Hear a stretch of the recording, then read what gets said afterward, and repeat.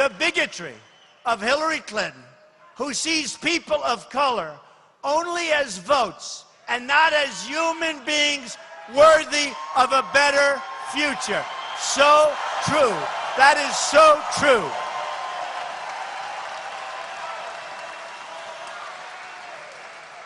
The Democratic Party has run nearly every inner city for 50 years, 60 years, 70 years, and even more than 100 years. They have produced only poverty, failing schools, and broken homes. In the last 8 years, the African American labor force participation has declined another 3 percentage points, and it's dropped another 6 percentage points for teenagers, and that's already from the most dismal numbers in history. Nearly 4 in 10 African American children live in poverty. African American home ownership has declined nearly 10 percentage points from record levels. This is just in the last short while. Also, since 2009, another 2 million Latinos have fallen into poverty.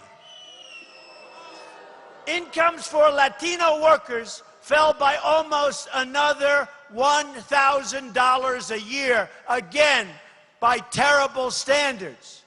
Meanwhile, homicides are up nearly 50% in Washington, D.C., and more than 60% in Baltimore, and up all over the place, no matter where you look.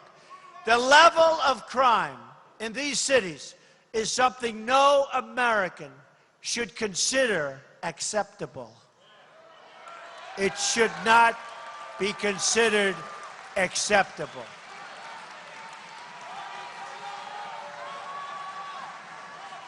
Our government has totally failed our African American friends, our Hispanic friends, and the people of our country, period. The Democrats have failed completely in the inner cities.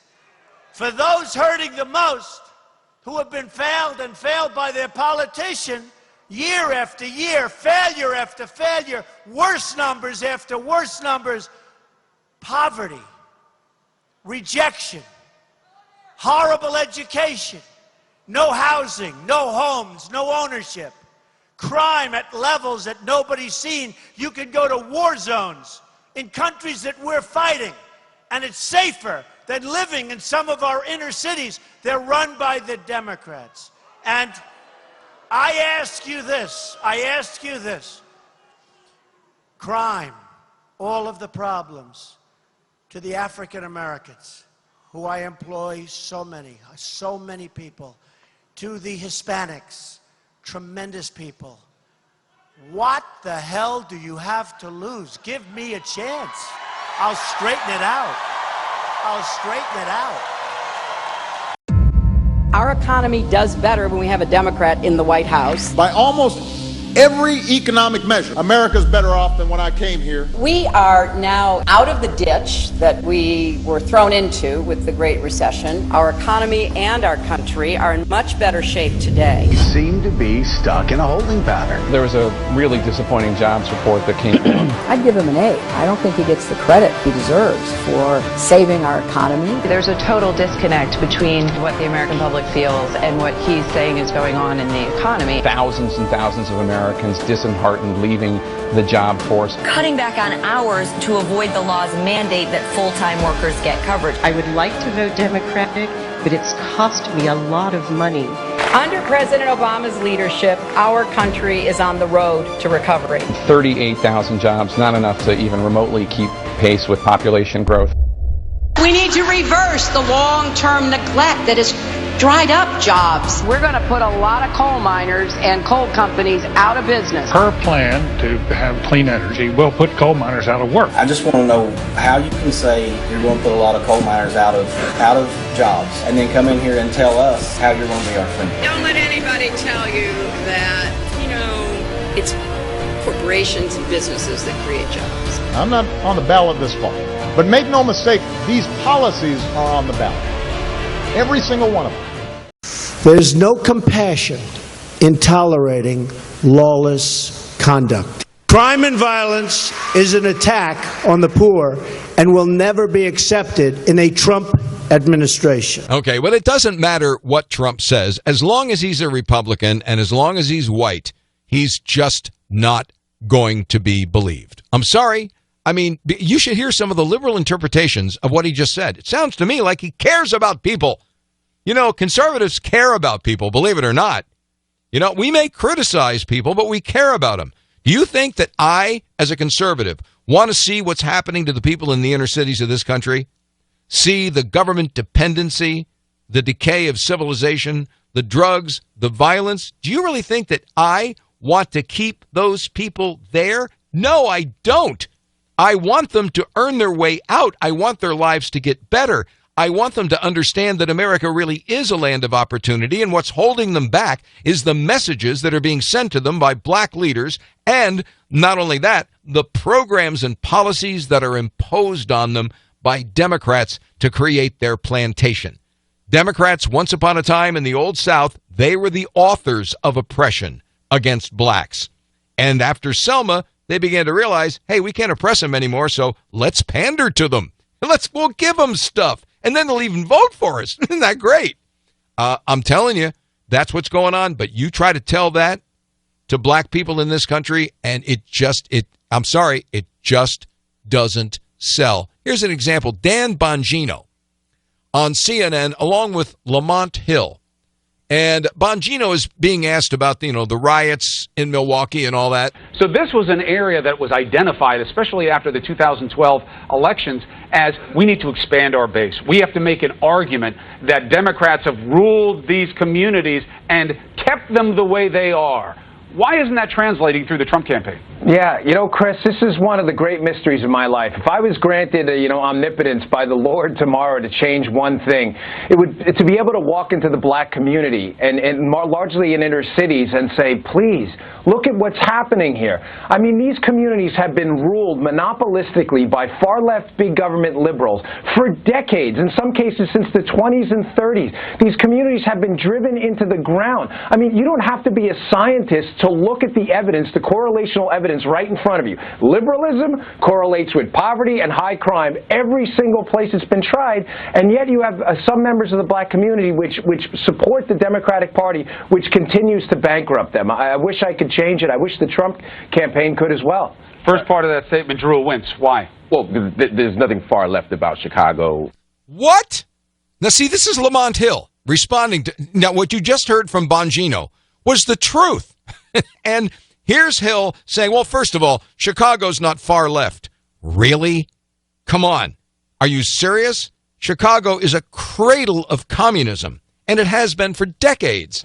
Baltimore, Philadelphia. Oh, these are, no. I agree, Democratic machines. What? But, well, I'm going to tell you, they're Democratic machines, but they're not far left. Michael Nutter was the mayor of Philadelphia. No one would call him far left. I think that's a bit extreme. It's not exactly Cuba hit there.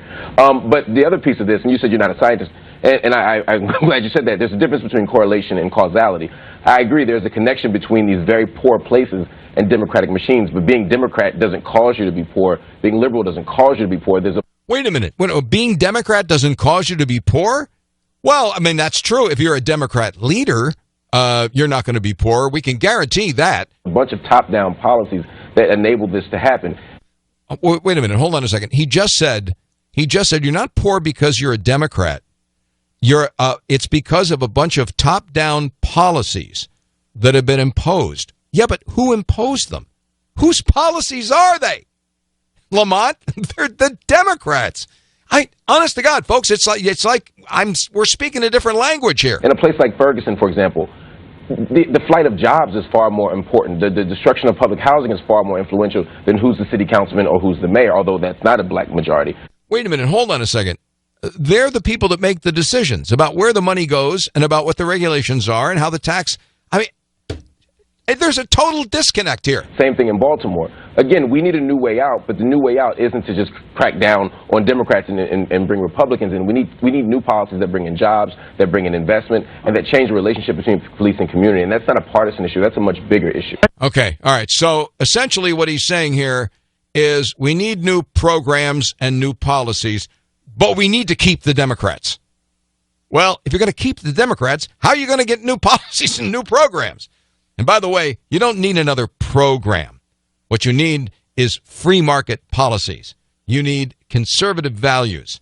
You need to put the family back together again. You need to stop glorifying gangsters and start glorifying good people. And until that happens, nothing's going to change. But I mean, this guy, you can hear it. I mean, there's a total disconnect in Lamont Hill's head between the policies that have been imposed on the black community and the people who impose them.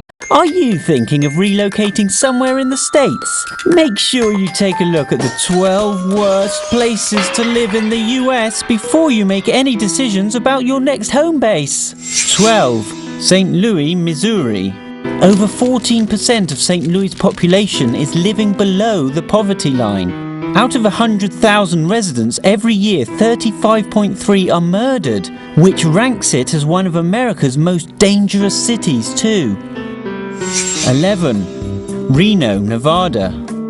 Reno was the gambling capital of the US until Las Vegas was developed, and the biggest little city in the world has been in economic decline ever since. Reno experiences nearly 39 annual crimes per 1,000 residents. 10. Modesto, California. Despite being home to the largest winery in the world, the unemployment rate was nearly 13% in 2014. Modesto ranks number 1 in the country for car theft, and out of 200,000 residents, up to 10,000 are reported to be gang members. 9. Oakland, California. The economy in Oakland is strong, with a good median household income. However, home to around 50 gangs and a high violent crime rate, Oakland also suffers from high traffic congestion and poor air quality, 190% worse than the national average. 8. New Orleans, Louisiana. The murder capital of the country also has one of the worst toxic substance records. New Orleans has still not recovered from Hurricane Katrina and was ranked number 2 in America's dirtiest cities. 7. Birmingham, Alabama. 27.3% of residents live below the poverty line. Out of every 100,000 residents, 1,400 are victims of violent crimes due to the prominent drug trade and high poverty rate. 6. Stockton, California.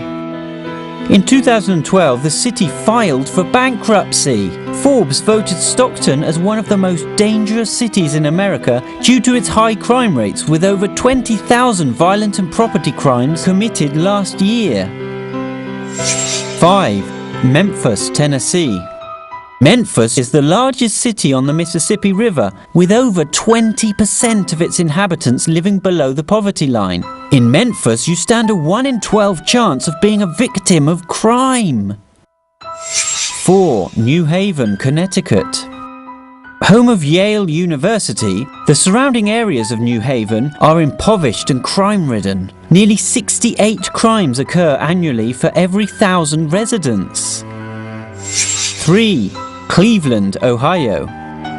Aside from being one of the most corrupt cities in the country, Cleveland also has harsh weather conditions, with an average of 60 inches of snowfall each year. 2. Detroit, Michigan. The city is suffering from urban decay, with over 32% of residents living below the national poverty line. According to FBI reports, Detroit has the highest rate of violent crime of any city over 200,000. 1. Camden, New Jersey. Camden has been on Forbes' list of America's most miserable cities for years. Riddled with urban decay and political corruption, over 42% of its residents live below the poverty line. It also has 560% more crime than the national average. Where do you think the worst place to live in the US is?